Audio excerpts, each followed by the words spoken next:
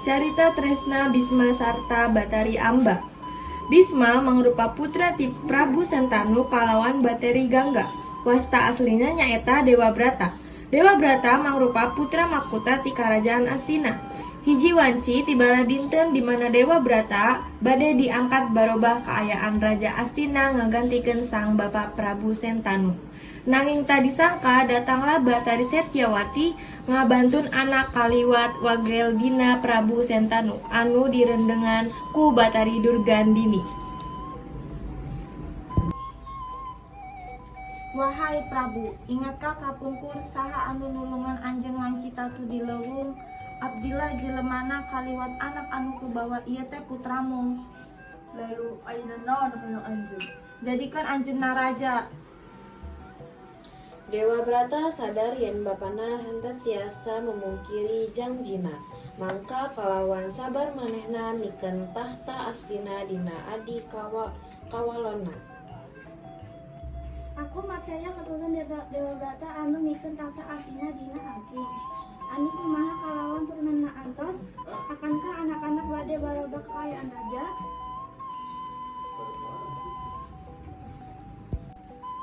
Karena tresnana ka karajaan sarta bapana, Dewa Brata bersumpah kanggo henteu nikah dugi di dina nilat.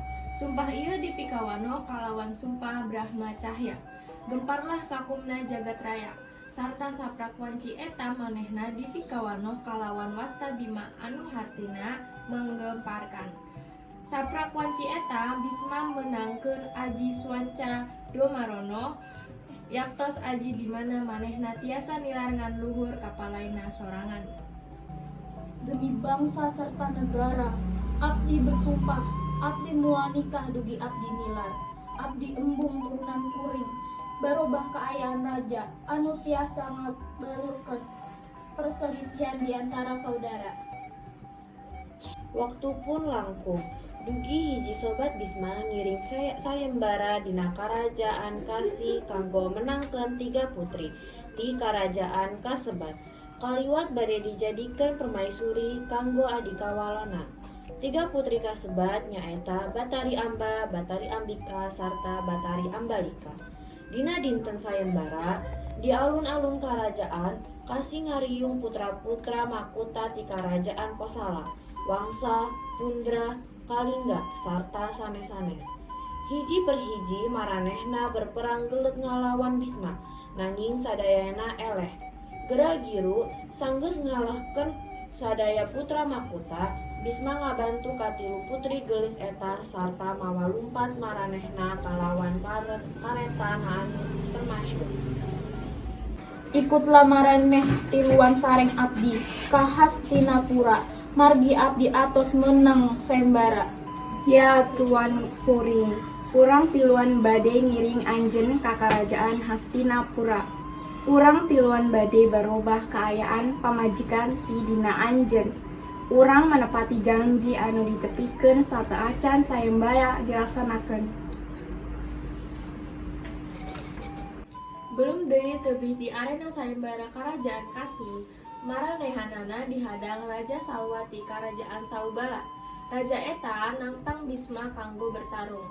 Saleresna, Raja Salwa atos menjalin kaasih kalawan Amba sarta Amba anu gelis atos milih Salwa minangka calon salakina. Sanggeus perkelahiran hapep, Salwa taluk sarta nyerah. Bisma mengangkat pakarang, bade maehan nanging dicaram ku Amba. Margi kahoyong putri eta Bisma urung maehan Salwa. Jangan patos anjeunna Bisma, minangka saurang kesatria henteu kenging maehan satru anu atos henteu berdaya. Kalintang deui, lepaskanlah dia. Ya, abdi sadar serta abdi mual maehan anjeunna. Anjeunna bade kubiarkan hirup margi kahoyong Dewi. Sesampainya di Hastinapura, Bisma mikeun katilu putri ka adi Naficitafirya. Nanging Batari Amba midamel pangkuan yen manehna atos mengalungkeun kembang ka Raja Salwa, minangka tawis atos milihna minangka salaki. Ficitafirya rumaos henteu etis kanggo memperistri wanoja anu atos munda hate kanggo batu. Maafkan abdi, Tuan Kuring. abdi hoyong midamel pangakuan yen sateuacan sayembara abdi atos menambatkeun hate abdi ka saurang kesatria namina Prabu Salwa. Kalintang deui abdi minta hapunten luhur kaayaan ini. Abdi nyurtian anu dinda alami minangka saurang kesatria abdi moal ngarusak kabahagiaan anu sakedahna dinda rasakeun kalawan jami anu dicintai. Kukituna kembalilah dinda ka Prabu Salwa. Abdi rela sarta cios demi kebahagiaan dinda.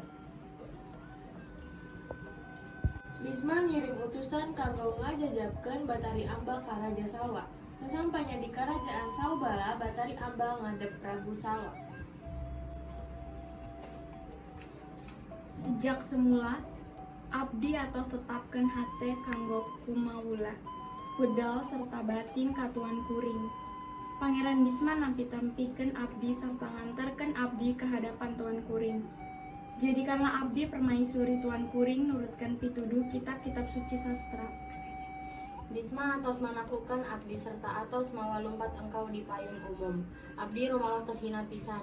Margi eta abdi henteu tiasa nampi engkau barobah kaayaan pamajikan kuring. Sasayana engkau balik ka Bisma serta pigawe naon anu manehna parintahkeun.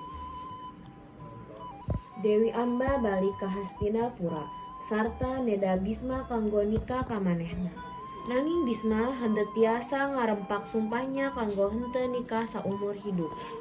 Bisma menangkeun mojang anu cerik di hadapannya ieu kalawan caos kelembutan. Manehna watir dinana. Manehna henteu tiasa nyarios naon-naon.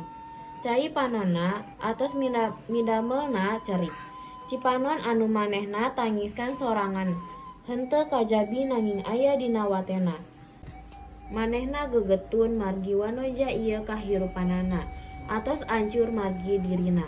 Manehna nyarios lembut dinana. Aku turut bersedih luhur sadayana anu antos lumangsung. Abdi henteu tiasa nikah ka anjeun. Anjeun terang yen abdi atos bersumpah kanggo barobah kaayaan saurang. Brahma Cahya sepanjang hirup kuring kumaha abdi tiasa nikah ka anjeun. Mengapa engkau ngiring sayembara lamun anjeun tak hoyong sareng kuring? Seandainya engkau ngabejaan abdi yen anjeun atos milih salaki anjeun. Perkawis ieu moal lumangsung abdi tangtos bade nikah ka anjeun. Lamun sanis kanten henteu banten nanging ayeuna abdi kabangun sumpahku abdi henteu tiasa ngabantuan anjeun sapertos anu engkau hoyong. Hoyong sareng anjeun Bisma. Aku mustahil sareng anjeun sarta nikah ka anjeun Amba. Abdi atos bersumpah Brahma Cahya. Abdi moal nikah dugi abdi mati. Amba teras membujuk supados Bisma nikah kalawan sarta sanes adi kawalan Bisma. Bisma barobah kaayaan ewen, manehna kaliwat kaluron duhungna kanggo saukur menakut-nakuti Batari Amba. Nanging anu lumangsung, Batari Amba henteu ngahaja tertusuk duhung padu Bisma kaliwat nilar. Sateuacan maotna, Batari Amba bersumpah yen manehna bade bereinkarnasi sarta manehna sendirilah anu bade maehan sarta mabag Bisma wanci maotna. Sudahlah Amba, tulung ulang nyamperkeun deui atawa abdi moal ajri-ajri duhung. Ieu maehan anjeun lamun teras maksa kuring. Baiklah, enggal bunuhlah abdi. Mending abdi nilar kalawan bingah di panangan anjeun. Tidina kedah nanggung isin balik ka Karajaan Kasih ataupun Hastinapura. Amba, maafkan abdi Amba. Sejujurnya abdi hayangan anjeun. Tulung bertahanlah Amba. Maafkan abdi. Bisma, ingatlah, abdi bersumpah dijurukan minangka anak Raja Drupada bade nyirih dina perang Pandawa serta Korawa serta abdi sorangan anu bade maehan serta mapak tewasna anjeun antos. Bisma, urang bade sareng selamanya. Amba, abdi bade nungguan anjeun. Abdi siap nilar dijemput ku anjeun. Amba. Nambahan kalutlah rarasaan Bisma terang jalmi anu manehna cinta nilar di tangana sorangan. Nanging apalah tanagi saurang Bisma, manehna nyaeta kesatria, manehna kedah satya kalawan sumpahnya. Bisma diselimuti rarasaan boga salah, margi atos mikeun harapan palsu dina Batari Amba, sarta midamel hirupna barobah kaayaan kacau. Singget carios, wanci perang Baratayuda, Bisma barobah keayaan Panglima Kurawa. Margi manehna menepati janji na yen badenang tayungan astina saha oge rajana. Cacak di jero hatena Bisma henteu kantos sapuk dina gawena sarta tindakan Kurawa. Sanggeus nilar, Batari Amba berinkarnasi dina salira Srikandi. Wanci perang Barayatuda, ieu pisan Bisma paharep-harep kalawan Srikandi. Manehna ningali jiwa Batari Amba dina awak Srikandi. Dina wanci eta pisan manehna nyadar yen waktuna atos anjong. Amba atos dongkap menjemputnya. Betapa bingana manehna sabot panah Pasopati kaduh Arjuna diluncurkeun ke Srikandi sarta nyecep di Hariguna.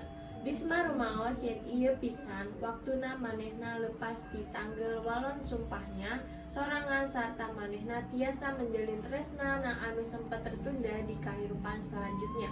Batari Amba ngantos na kalawan imut sarta mereka pun sareng pacekel-cekel pandangan menuju kahirupan selanjutnya.